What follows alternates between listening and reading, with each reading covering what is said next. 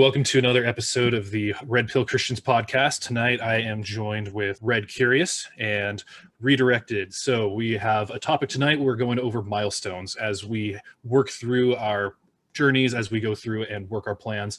It can often be discouraging when you don't seem to be making the progress and hitting your target goals. But along the way, there are milestones that are indicators, flags, if you will, green flags that indicate that you are going the right direction. And so we're going to be talking about some of those to look out for, some in our own lives, some that you may want to keep an eye out for. So that way, you know that what you're doing is working and that you are making progress towards your goals. So when we talk about milestone moments, we're talking about things that you may not necessarily have set out looking for, but they showed up and it was a confirming moment along the way that's really spelled out to you. Keep going. What you're doing is working. What are some milestone moments along the way in your journey that helped to confirm that you were making progress? And feel free to share what it was you were trying to make progress toward in answering that question. One that I think a lot of guys also are going to have when they come to the red pill, and that's when you start out fat and you start losing weight. When I first got on RPC, I was 269 pounds. So the milestone starts with body fat percentage. I think I was close to 30%, maybe a little less. And then you set your goal to 25%, then to 20%. You start taking a bunch of pictures, you start looking at yourself. Those are very clear goals that you can hit. So for me, it was I wanted to go from 269 to 240. And that's 26 to, 22% body fat. I hit that. That pushed me to go to the next one. I don't know you, Oz, if you started out fat, but that's a good one for me. And I think it's a good one for a lot of people. Yeah, that's a great one. So mine actually was the opposite direction. So I started off skinny. I was a cross country and track runner. So I had the height going for me, but I was skinny as a rail. So I always was a scrawny guy who had the six pack, but it didn't mean anything because I was really thin anyways. So one of my milestone moments, so I had a lot of numeric goals, things that you would write down in a book kind of thing. And those are kind of the goal part of it that's really tangible in some ways.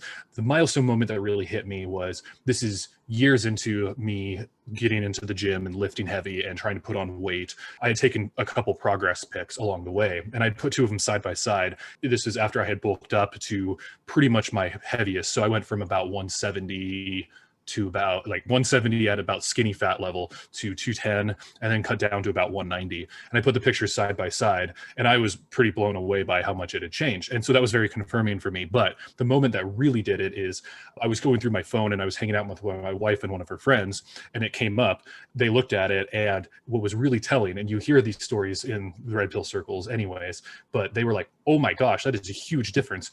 You look like you were sick beforehand. I didn't realize it, but oh my gosh, no offense, but you looked sickly back then. And so they were thinking those things, at least subconsciously back then anyways. For me, that was a very awakening moment because nobody ever told me that back then. Nobody ever treated me that way, but that's what was going on. And so, but they were very blown away by the progress as well. So that was one of those kind of milestone moments where I had arrived. And along with that, my wife and I had moved around our area quite a few times out of town, and we had been away for a couple years. We came back and we had dinner with a few people while we were making our stay, and every one of them made a comment, holy crap, you've gotten huge. What are you doing in the gym? I never thought I'd be that guy. And so it was one of those very confirming moments. And that's not something you put on a piece of paper, right? One of my goals in the gym is to get told that I look jacked from somebody I used to go to high school with. But nonetheless, it was very confirming, and more so in some ways than I hit a new PR on my bench press.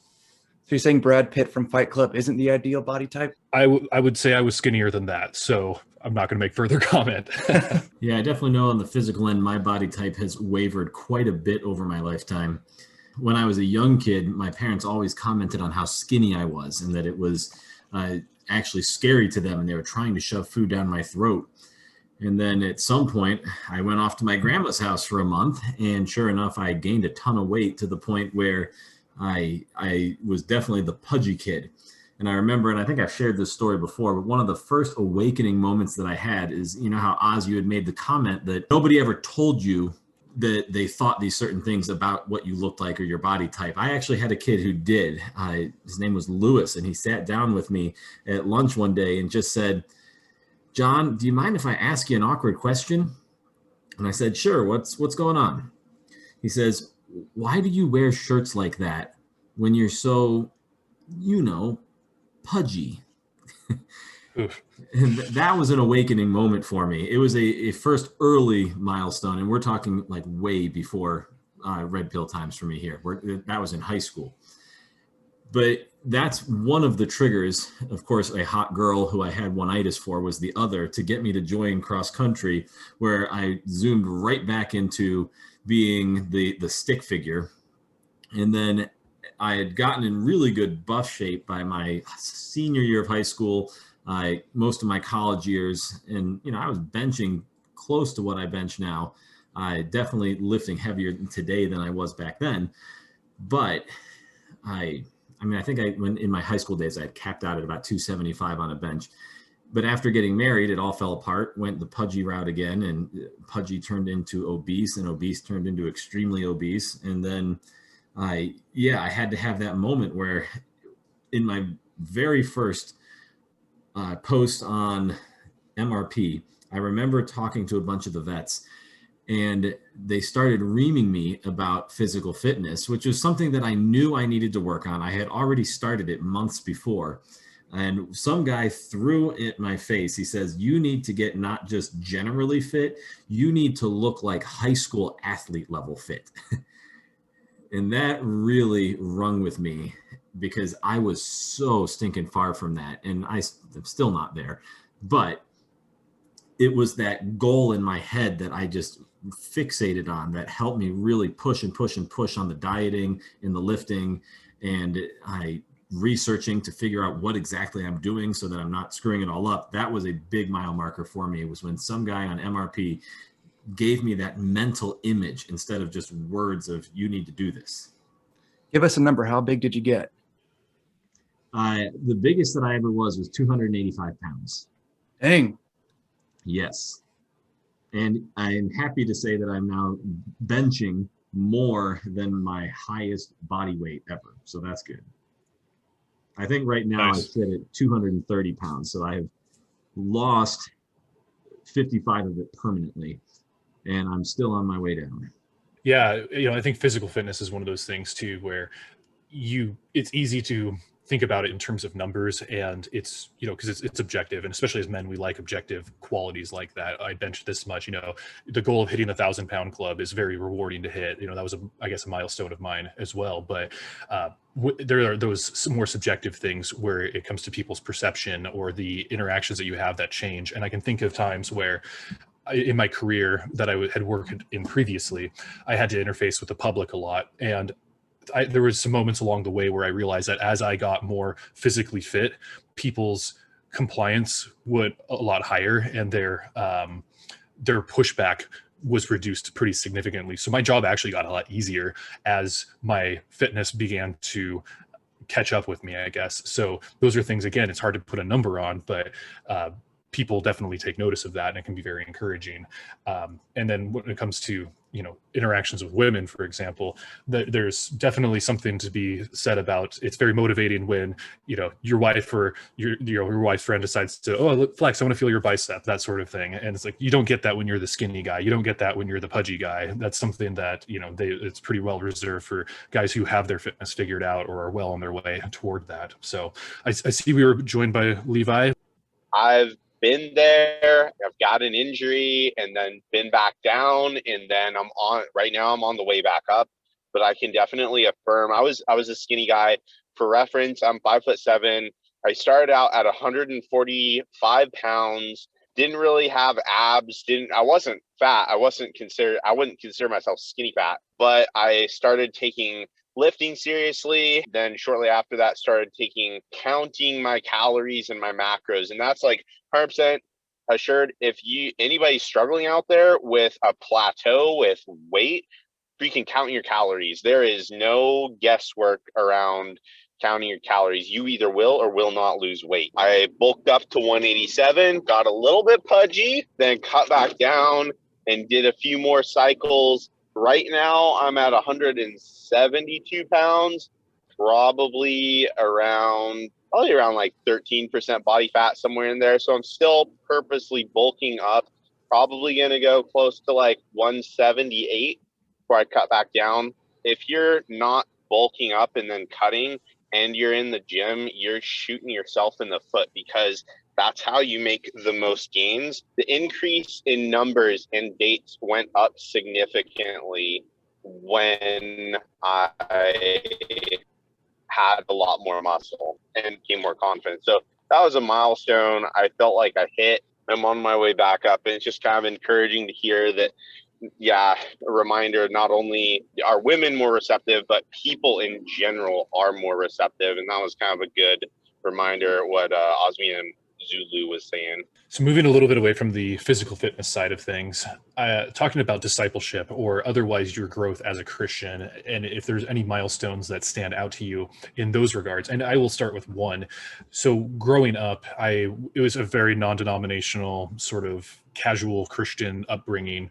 And so it wasn't a lot of theological teaching or rigor at any of the churches that I had gone to growing up. And it wasn't until high school, like late high school, that I started taking my faith seriously of my own and digging into some of these theological topics, which in and of itself is a topic for another time. So I was starting at effectively ground zero. I knew some Bible stories from Sunday school, but that was kind of it. And really, over the course of the next couple of years, when I started digging into this deeply, I read a lot and I talked to a lot of educated people and really spent a ton of time trying to figure out what this Christian faith was about. And of course, I don't have it completely figured out at this point, but one of the milestones that stood out to me is there is a local guy who is a pretty well-known apologist, and he's written over 20 books, and I had a chance to meet him.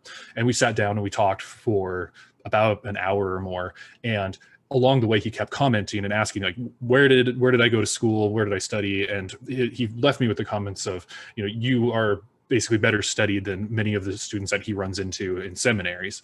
And it was, and I don't say that to brag, but it was a very confirming moment that, I had really improved in that regard, knowing what it was that I claimed to believe. And so that was a very confirming moment for me, and definitely a milestone that I still remember. And so that was definitely something that I took very well and has definitely been an encouragement.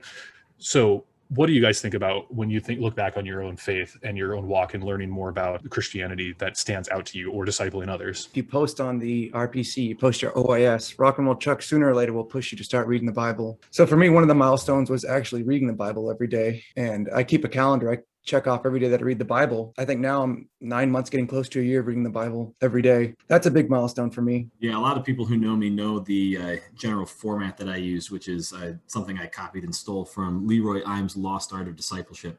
And he follows this path of saying everybody starts as a non-Christian. At some point, you become a convert or an infant disciple. And beyond that, then through this process of getting established in your faith, you become a disciple. And then from there, as you become equipped, you not only are a disciple, but you become a discipler. And then some people go on to be leaders who help organize disciples together.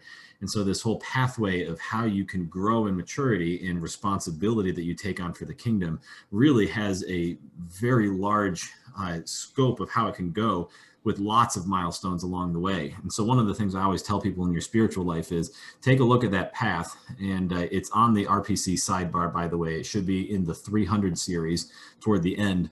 But that pathway really lays out a bunch of clear milestones in your faith. And so if you're brand new in the faith saying, hey, I just came to Christ not too long ago, or maybe I've been a Christian for years, but I've never really been taking it seriously, and so you're still not mature, you can hop on and say, okay, well, what are the things in the establishing phase? And we talk about the 7 basics. That is, are you fluent with the gospel and your assurance of salvation? Do you read the word, study the word? Do you memorize it?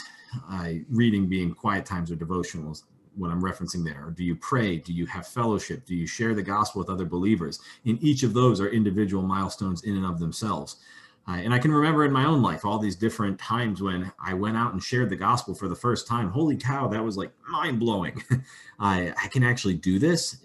There are times when, even after getting through the basics, and it was more than just reading the Bible for myself, but getting to the point where I could start sharing it with other people and teaching them how to read, and then developing that vision of I'm not just living this out myself, but now I have a bigger picture for how I fit into the kingdom that God is building and what the good works he has set in advance for me to do, that Ephesians 2:10. Those types of things are all the biggest milestones that I would say that have had the most influence on me, were not just the discipline-based ones of, am I doing this in my own life, but even the visionary ones of, do I really get it and fully conceptualize my role within the kingdom?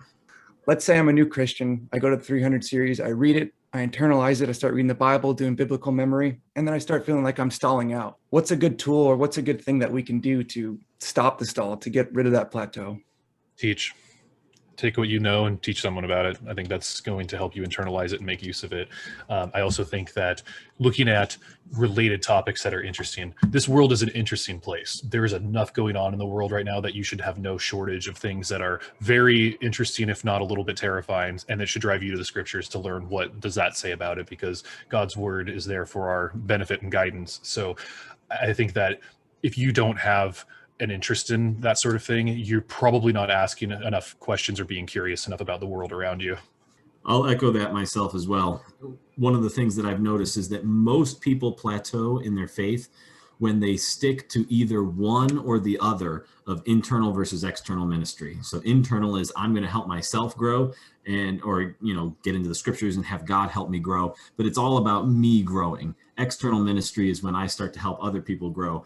The majority of people don't realize that internal ministry by itself will always plateau. It has a limiter that's built into it with the way God's created and hardwired us, because ongoing growth, we were not meant to stop with puffing ourselves up. We were always meant to be pouring out into the world. And so at some point, if you personally want to keep growing, you have to shift toward, I'm going to start teaching other people and building them up and sending them out into the world the same way Jesus did. And as soon as you start discipling somebody or training them or becoming a teacher in the classroom, however you conceptualize, externalize ministry, that's when you're going to hit that point when you realize your own inadequacies, because when you're preparing to lead somebody else and that responsibility falls on you, you start to realize, I'm not as good as I thought I was. And that's where your area of growth really takes off. Yeah, I'd also say talk to people that completely disagree with you. It's a very growing moment when you have somebody who's smart and intelligent about their position, who can probably destroy your position because you don't know it well enough, and you will quickly learn your position better if you are driven to those things. And so I think some of my greatest growth happened when I was challenged the most in conversations with people who I did not agree with. And it doesn't necessarily even have to be somebody who's not a Christian, although that's helpful too, and they may grow from it, and hopefully they will. But there are other Christians. There are many different varieties of the faith out there in terms of, there are certain interpretations that aren't held in common among Christians, and there are reasons for that. And I've found that to be very useful, because sometimes you'll be talking about topic A, and because of what you learn about it from their perspective, it actually helps you understand topic X way better because it's related.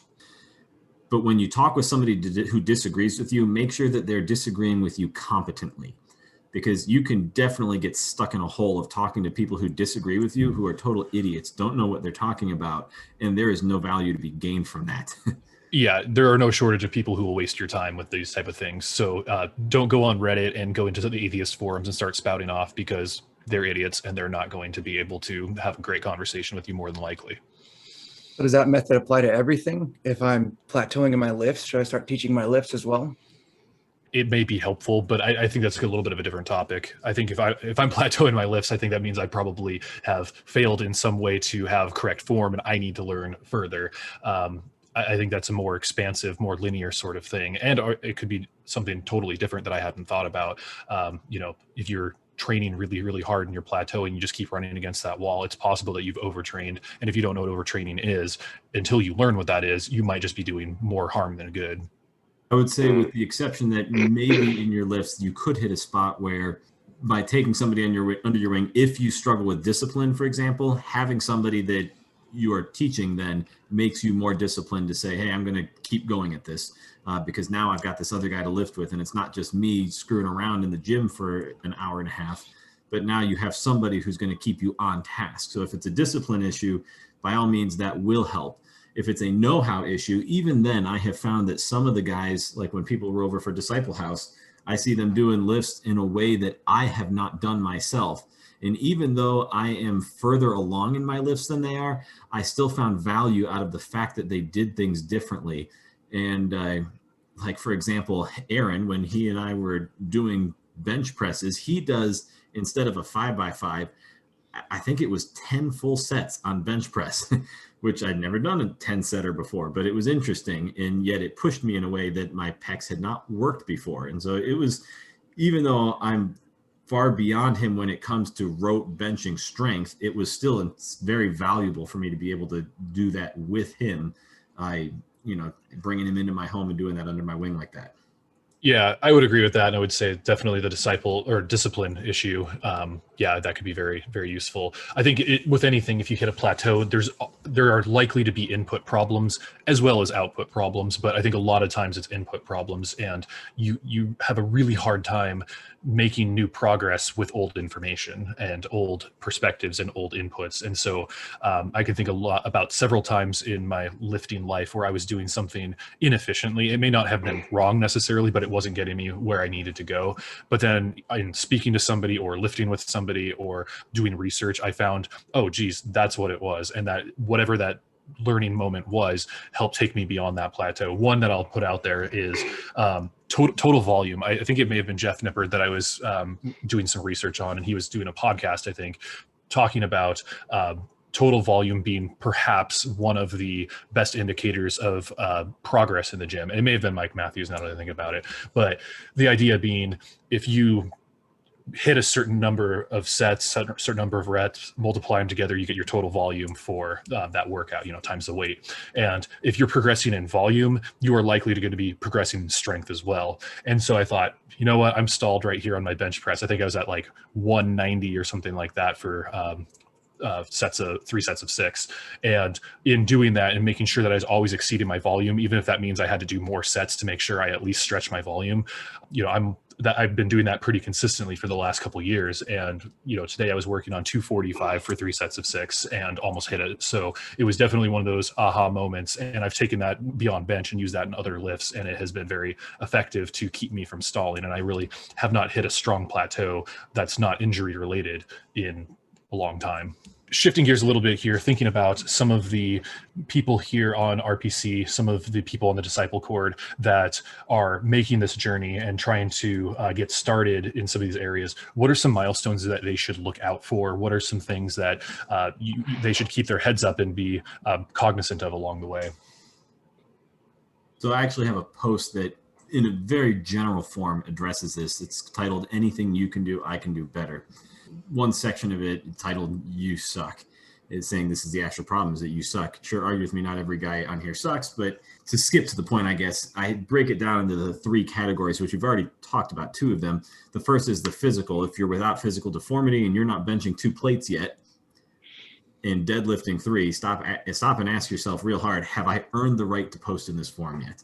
I know a spraining muscle 2 years ago and it never fully felt back to normal ever since isn't a good excuse. So that's an example of, hey, a good milestone for a guy. And I remember when I was in the gym first getting used to lifting, a lot of people were saying, you don't get taken seriously until you're benching 2 plates and deadlifting 3. That's when guys will start to say, okay, you're a serious lifter now. Same thing with spiritual. So I have, how are you doing on the basics? If you're not engaging in the word directly, in constant communication with God, sharing your faith constantly and living out the mission to make disciples with people, you can reference by name and not the general, I make disciples just by hoping people see my life garbage. Ask yourself hard, have I earned the right to post in this forum yet? And then on the mental, which I think is part of what you're alluding to here as well in an RPC context, is have you actually read the sidebar? Have you internalized, practiced, applied, and become it yet? How many fitness tests have you failed in the last month? If you're single, how many approaches have you been making to even engage with fitness tests at all? When's the last time you read a book? What's the last behavior you've done in the last 7 days that was caused directly by a book you read in the last 3 months? If you can't give good answers to these questions, stop and ask yourself, have I earned the right to post in this forum yet? Right? So these are the types of milestones we're trying to get guys to be thinking about. Is we don't want people who are hopping around the forums, whether that's Disciple Cord or on RPC proper on Reddit, who have just started 2 weeks ago and think, hey, I'm going to be the #1 poster and I'm going to teach everybody this or that. I was that guy. I'm an idiot. I tried that on MRP. Did not go over very well. I had like 1 good post and then everybody realized I was some noob and my subsequent posts sucked for a while before I started really internalizing and had to go back.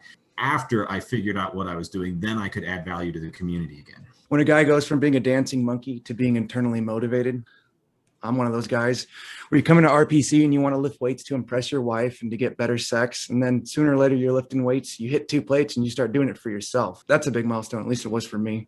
Yeah, I think there's that moment where it switches where you are doing it and the gym feels like a grind and it feels like a chore and it feels like something on your to-do list to check off because you have other goals in mind. And there gets to be this moment, and it's hard to even think back on when this happened, but there's a shift that takes place mentally where you want to go to the gym. Going to the gym is kind of a treat. When you get to lift, it's like, oh, cool. This is something that I have the opportunity to better myself in. And I think that when that mental shift happens, it unlocks a whole another level of potential there. So it's a good one. One thing I'll mention is just enjoying the process, enjoying the journey while you get there. That's one thing that, like going and approaching a cute girl, I used to be really horribly nervous and anxious over it. Sometimes I still get a little bit nervous. Now it's to the point where I see a cute girl, I'm like, oh, cool, let's go see what she's like.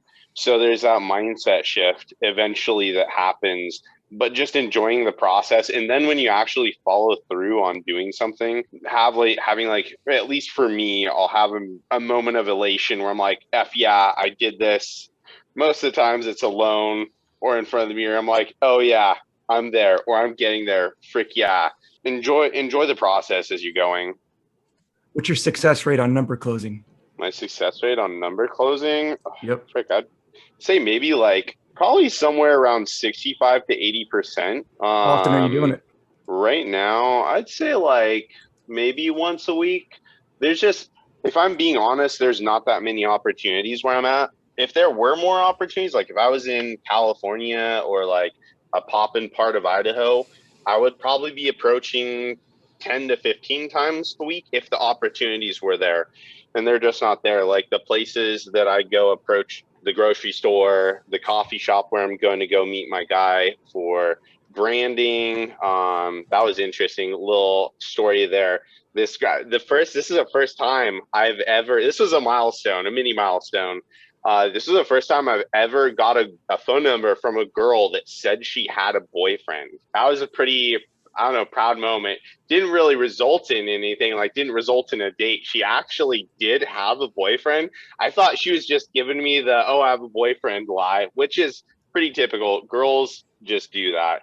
And obviously if I was Chad, it wouldn't have been a problem. But so asked for a number. She said she had a boyfriend, and she ended up giving me her number. And then a few days later, she texted me and said, hey, actually do have a boyfriend. I really don't want to lose him. Can you delete my number? Which was a little ego boost. Hey, wow, I actually did get a number from a girl that did have a boyfriend. That's pretty big little pat on the back there. And then on the other side, I'm like, hey, wow, there was a girl that had a boyfriend and she doesn't want to lose him. So she's not acting on her hypergamy to the fullest extent. But yeah, I'm glad you corrected hypergamy to the correct way of saying it. I know there's somebody in the audience who probably just died a little bit. So, except that she did act on it, but she had to catch herself, and she actually was able to stop the hamster wheel, is what it is, right? She acted on her hypergamy, and then the hamster wheel stops mid-spin 3 days later. Yeah, that's why I said she didn't follow through on it, I guess, or didn't act on it to the fullest extent. That's what I was trying to communicate.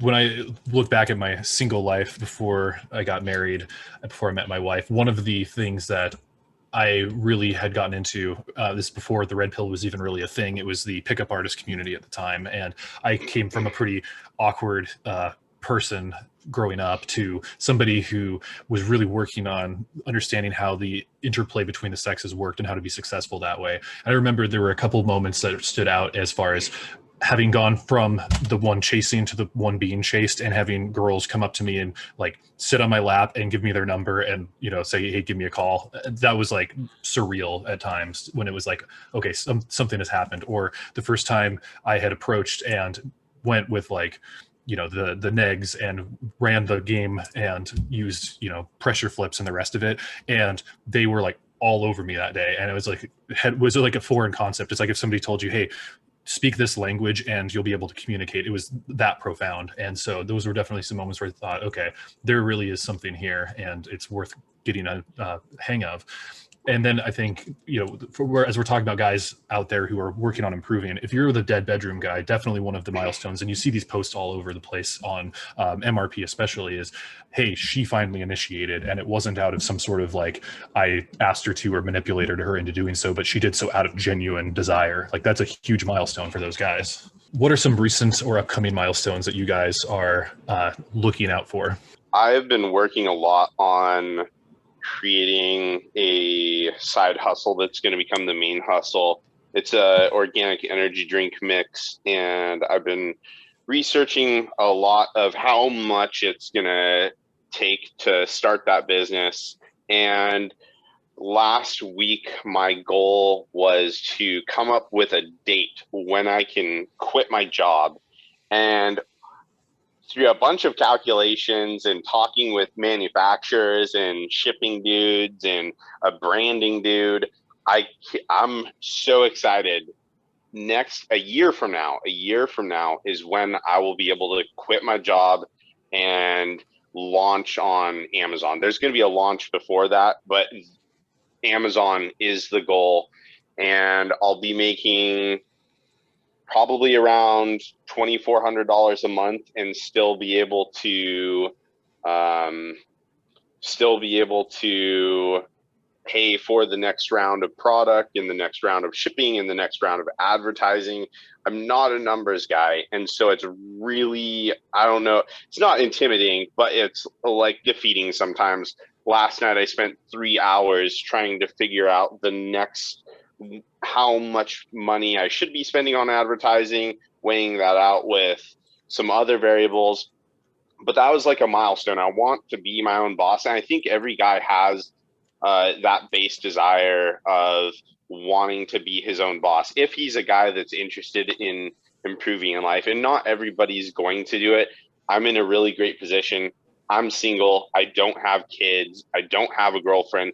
I'd like a girlfriend, but a girlfriend's going to interfere with the amount of money I need to save between now and a year from now, work-wise. We're just going to need to hit probably around 60 hours of work a week, which is totally doable at my job. That's like a milestone I'm really looking forward to hitting. You're going to hook us up with free product, right? Dude, you guys going to give me some sweet reviews? If it's good. All right, yeah. Okay, if it's gotta earn those, man. If it's bad, you better let me know, and better not be posting that on any of the Amazon reviews.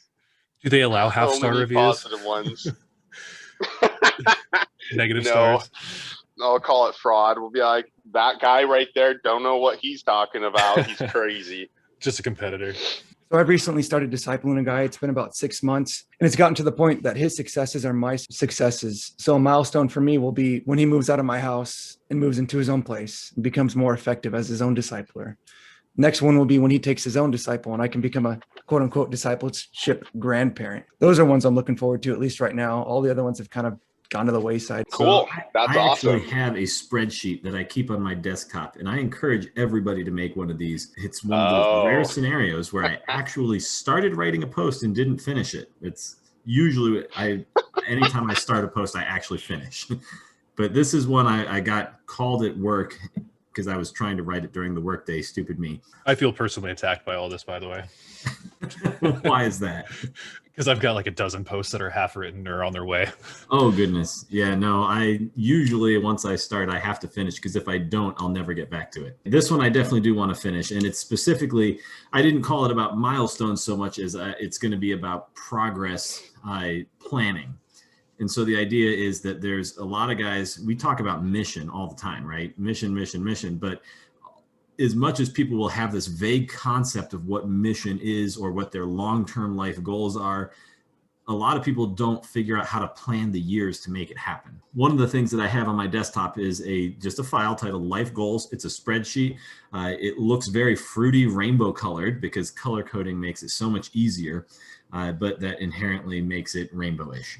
I have different categories for my life mission, and down the line I have, so if that's a column across the top, across the horizontal rows, I have things for when I was 35, when I'm 36, when I'm 37, And then I kind of switched to 38 and 39 collectively. And then I'd go to decades. So in my 40s, here's what I want to accomplish. In my 50s, in my 60s, 70s, and God willing, I'm still around in my 80s. For life mission, my 35s, now some of this was affected by COVID, but I wanted to be discipling 3 guys, one overseas, one guy from my congregation at the time, and one other random guy.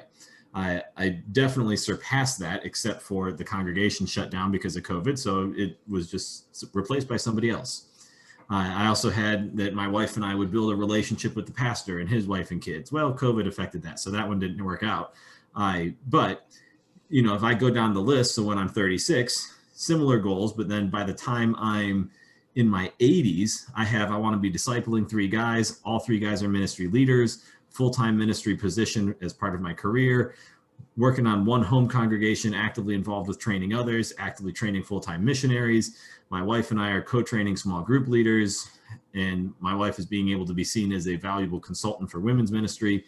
So like all in that column, I've got it tracked out every decade, how I'm going to get to that end goal of the level of influence that I want to have in the world. And then I just move one column over, and here's my fitness goals. And yes, I met every single one of my fitness goals for my 35s. Now I'm moving on to my 36.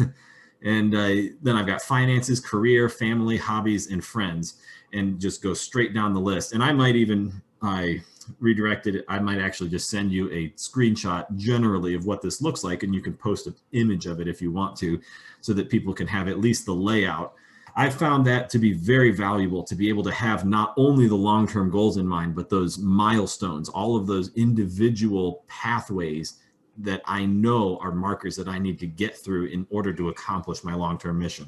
Yeah, I did something similar, John, but I did not finish because it became very intimidating, or I just couldn't.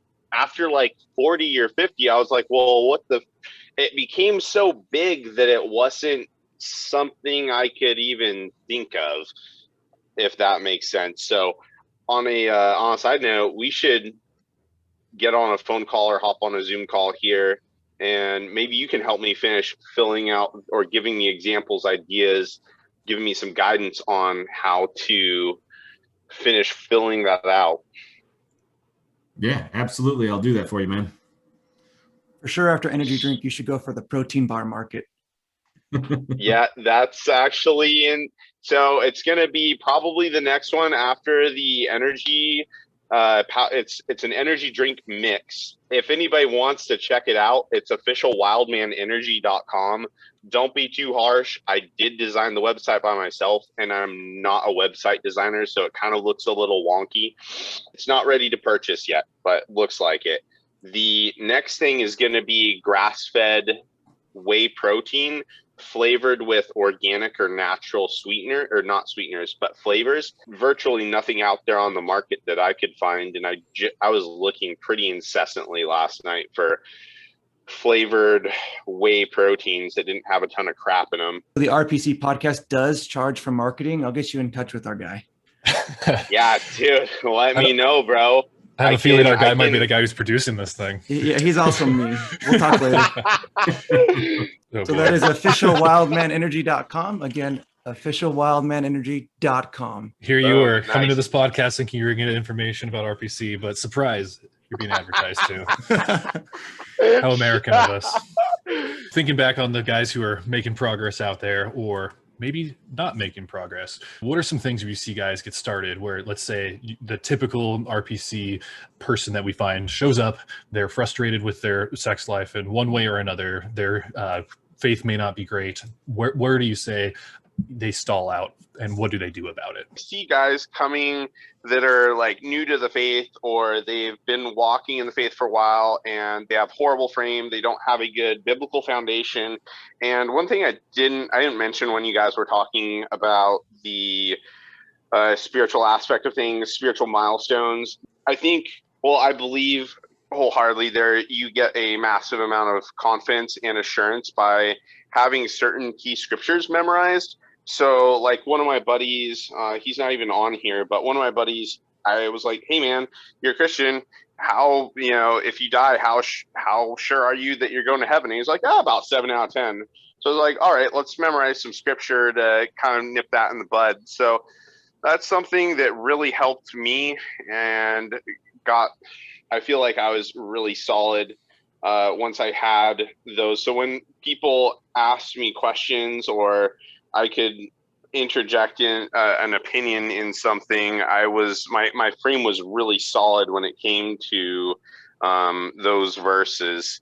And I'd say in a lot of other ways, if you could, like the whole lifting thing, just start doing the basics, and then once you get the basics down, things will start to come in. A big one I've heard is when guys treat RPC like it's a supplement.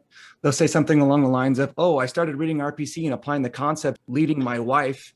Then I stopped reading, stopped applying it, and things got worse again. So now I'm back. And it's like, bro, you just wasted all that time. Why don't you just keep applying these concepts, keep leading your wife, keep doing these things? Looking at you, Born Ready, looking at you, Screw Tape. Dropping names. Sorry, I gotta throw that call out there. It's all good. Yeah, I think there's a big part of that just really comes down to a failure of application or a declaring victory too early. I think there's a lot of guys who think, well, you know what? I put a couple concepts into practice. I got a positive response, so I must have this internalized, and I have arrived. And they set their arrival at a really low bar. And I think that ends up biting them in the tail in one of two ways. Either they are successful to that point and they maintain that, but they failed to get the huge amount of benefit by continuing on with things by setting their sights higher, or two, they regress and things get substantially worse because what they thought was success was actually their wife or whatever getting freaked out by, oh my gosh, this guy suddenly went Rambo and I'm not sure what to do, so I'm gonna go along with this for now until I figure it out. Oh, actually, he's not being consistent, and then fails a bunch of congruency tests and is actually in a worse spot when they started. So I think declaring victory too early or setting their bar too low tends to get guys in more trouble than it's worth. So not carrying on with the internalization. Since we've talked so much about lifting, we might as well throw this out there too. Not lifting. Oh my gosh, it still blows my mind that we'll still get people posting things like, yeah, I've read the whole sidebar, and so I do yoga stretches and I go running sometimes and I occasionally rock climb, so I'm totally fit and I've got that nailed. What? Are you kidding me? You are substantially reducing the possibility of getting the full benefit of the system if you don't actually do the system. And part of that is building a strong anesthetic body. So it still blows my mind how many guys will pussyfoot around and play at that idea without actually taking it to heart. Yeah, guys, if you do HIIT, bodyweight exercises, rock climbing, you're basically just doing exercises a hot girl does, not really impressing anyone. That is a good call out right there. Real quick note too, and guys out there, this is something that I thought was really motivating. There's some rules of thumb out there, and 4 plates for deadlift, 3 plates for squat, 2 plates for your bench, 1 plate for overhead press. So 4, 3, 2, 1 is a good standard out there. If you can hit that, you're doing some good stuff. Honestly, there are some guys out there, if you're really short or something like that, that's going to be pretty tough, and you'll be in Olympic competitive levels. So if you want to see what your strength standard should be, go online, type in strength standards. There's a few places that compile these, and you can compare yourself and your results against other people who are of your same, weight, for example. And so you can get an idea of where you actually stack up and not just think, well, I'm generally strong. So you should be shooting for north of intermediate, and you should be able to hit that pretty quickly. So I would strongly recommend look at strength standards and use that as one point of evaluation, especially in these day and age where you may not be able to go to a gym and be able to actually see other guys in their element. If this was a podcast just about lifting, I think we should title it 4 plates is foreplay. Bro, my wife can lift 135, so if you can't hit that, you're basically a chick. Wait, are we talking overhead press here? Are we talking bench. Deadlift? 135 bench. Bench. Okay. I was going to be like, dude, that's a pretty impressive overhead press. Dude, I just hit 185 for overhead press. I was pretty excited about it. It's a super underrated exercise. Yeah. You tied my peak there. That's massive. What was that, John? I said, you've tied my peak there.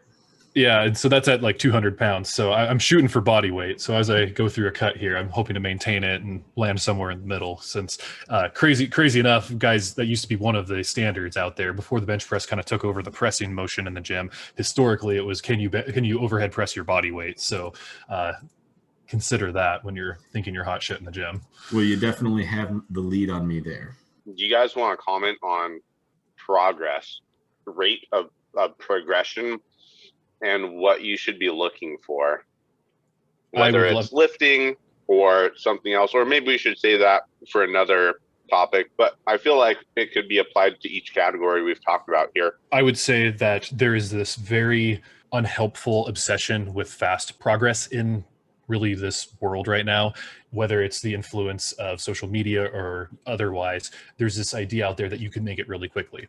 And the thing is, you probably can. If you stack all of your resources into something, you could probably make some pretty impressive results. If you're really dedicated, I would say that there is an undervaluing on slow and steady progress. And I'll use an example. There's a friend of mine who is very, very strong. He's very fit. He has a lot going for him, but he's very obsessed with quick results. And so if a program isn't helping him, he will ditch it pretty quickly. If his financial investments aren't working for him quickly, he doesn't stick with it. If a career isn't taking off for him, he doesn't stick with it. And so he's really hooked on these ideas of fast results. And in some ways, he started out ahead of me. And I've been always very obsessed with the idea of just better than yesterday, better than last week, better than last month, better than last year. And over time, if you start following those trajectories, generally speaking, the turtle wins the race in that case. There are people who can achieve those fast results. I think a lot of times it has more to do with luck than it does with diligence. So I would say when I look at progress, I'm not necessarily looking at, these big leaps and bounds. It's more about how can I sustain an upward trajectory in these things, because eventually I will arrive there. And so I think there's a patience discipline that's lacking. So has your progress been completely upwards, or has there been any downtrends? I would say it's really been pretty much not straight upwards, obviously, but I would say steadily upwards. And part of that is when you look at so like Warren Buffett and some other very successful investors, part of the reason they were so successful is their number one rule is don't lose money. And so similarly, like in the gym, for example, it's don't get injured, don't lose strength. And so a lot of guys, when you hear about these big deficits in progress, it was, I got injured and I had to stop lifting, or some other, thing. COVID shut my gyms down. I didn't have any kind of gym set up at home to be able to continue onward, or some sort of alternative plan. And so one of the things I've been pretty careful about is just trying to design a very sustainable routine around lifting, and in a way that won't injure me. And so I've had, a minor injury that I've basically worked through at this point, but that'll be a minor setback. And all of my other lifts have continued to progress. And then financially, similarly, I've been a very conservative investor by and large, and that has turned out better off than most other of my peers that I continue to talk to about that, who had a more aggressive strategy. And I'm not saying don't do that, but you're going to have to weigh your risk tolerance. And that's just one thing that I know about myself is I would rather be successful on a more guaranteed rate than try and take the moonshot and have like a 90% chance of failing. Levi, was taking a moonshot part of your problem when you got injured? No, it wasn't, unfortunately. I thought there was probably a bit of overtraining. Everything that was leading up to my injury was, and for reference, the injury was a pinched disc in my neck, which later revealed that I have degenerative disc disease in my neck and back. I'm working on reversing that. It's just like a long road to reverse that without fusing your spine and a bunch of other crap. But there wasn't, I think I could have done more stretching, but I was working on very slow progression.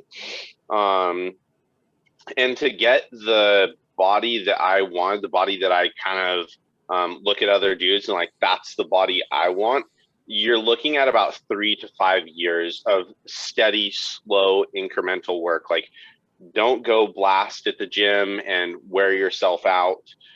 Just slow incremental steps. That's where a lot of people lose any momentum or drive or feedback they get from the gym, or I think it transfers to other areas as well. The gym's just the easiest one to point to.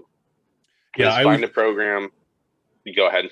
I was just going to say too, I want to make sure I'm clear on this point. I'm not saying don't go out there and take risks or move quickly, but I think it has to be measured against your experience and where you're really at, and being very self-aware and pretty hard on yourself when it comes to evaluating where you truly stand when you're at your starting point or as you go on. So for example, in the gym, if I were able to start over when I first started lifting with all of the knowledge that I have now, I would have had these results that I have much, much sooner, right? And the same thing when it comes to your career or your investments, that sort of thing. So I wouldn't say that there isn't a time to run and to push hard and to extend yourself, but I think that has to come from a place of knowing where you are and having a good, strong self-evaluation of how far is far enough. At what point are you extending yourself to the point of greater risk than the reward is worth it? And so I think what happens is people will take either one of two approaches, where they just go turtle speed the whole time and they never make significant accomplishments in their life because they're so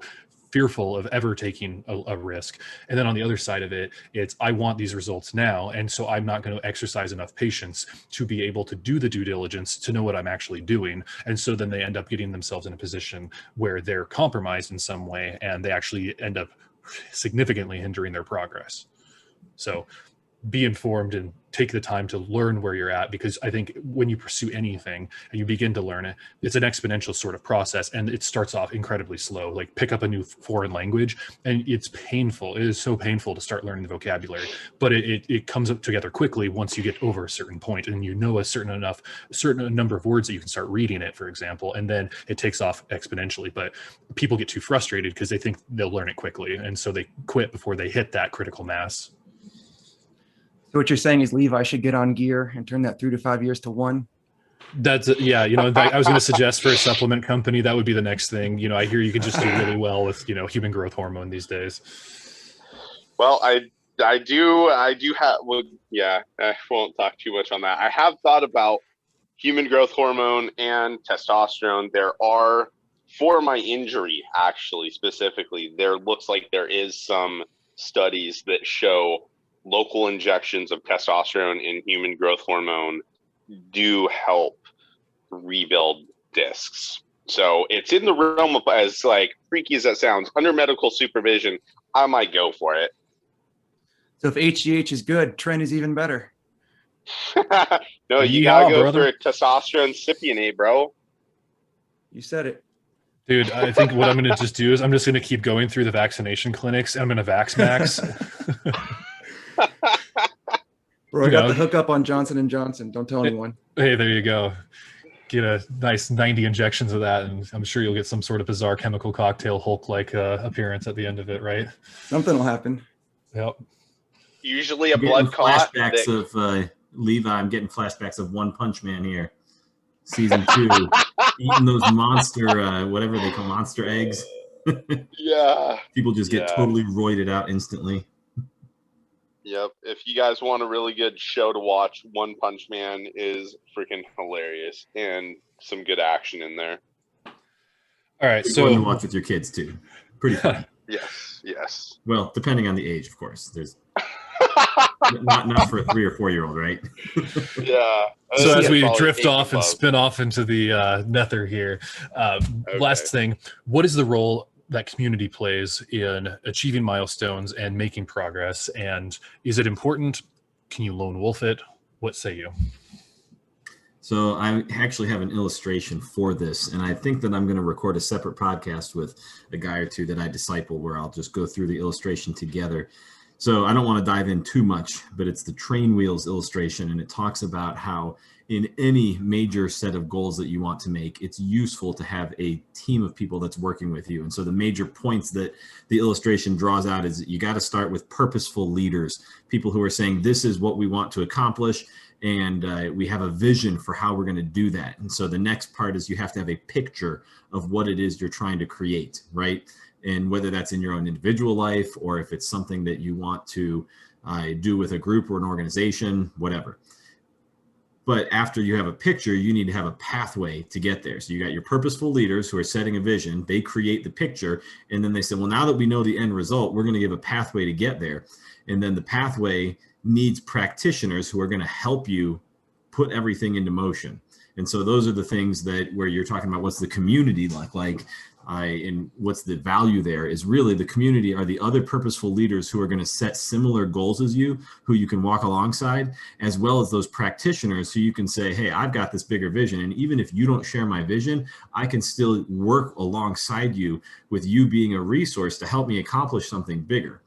And then, of course, the last one is going to be what we've already talked about, which is progress markers. So all P's, purposeful leaders, picture, pathway, practitioners, and progress markers. And that's the bird's eye overview of this illustration. But it definitely brings in the community aspect of you got to have people alongside you who, if you don't have that, if you take a coal out of the flame, what happens? The coal dies out, put it right back in the flame again, bursts right up again. So you have to have that community. I don't know about you guys, but I need a certain level of ball busting for my community to get better. And it really sucks when you try doing it to another guy, a new guy that comes into RPC and they ego protect, because it's like, hey, I'm trying to help you out here. I'm trying to do what others did for me. So community for me is the discipline, the pushing, the, hey, bro, you're fat. You need to lose weight. Like, stop talking until you can do 2 plates. Yeah, I think that's a really important piece of it. And I think that those relationships can take time to form, but I think as you have those around you, they can be extremely useful because we have our biases. We don't self-reflect perfectly. And there are people who are not ego invested in us in the same way that can see these things and they can spot incongruency, especially if you're saying, I want to achieve X and you're following a path that's going to lead you to Y. And somebody who's close to you who is there to bust your balls will say, dude, you're saying this, but you're not getting there. Here's why, or, why are you being incongruent? Those can be some of those reality checks that ultimately can save you a ton of time. It doesn't, if you think about the path that you walk, if you're off by a few degrees, it can make you go way off target and it can be a huge waste of time. And I don't think any of us want to be taking more time to achieve our goals than necessary. I think another piece of community that can be really valuable is just being able to bounce ideas off of people. There's some really key guys in my life who, in various ways and various topics, I know I can go to them and have a very informed discussion and they can offer perspectives that are really valuable.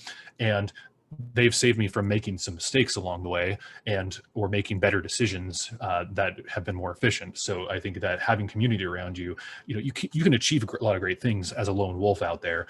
That said, I think you're going to find that it's much easier and much more efficient to do it when you have other people weighing in. With that, I think it's about time to wrap it up, guys. Any last words? I don't need community because I have officialwildman.com. Use promo code OzbeamZulu to get 10% off of your first order. Again, that's officialwildman.com. Oh man, a community supplement. Now that right there is a business idea. There you go. Oh that my one's free, gosh. Levi. I'm charging for the next one. All right, thanks, well, man, that was freaking hilarious. With that free publicity, that's been another episode of RP Christians Podcast. Thank you all for joining. Like, subscribe, all that stuff that Levi normally says. Talk to you guys later.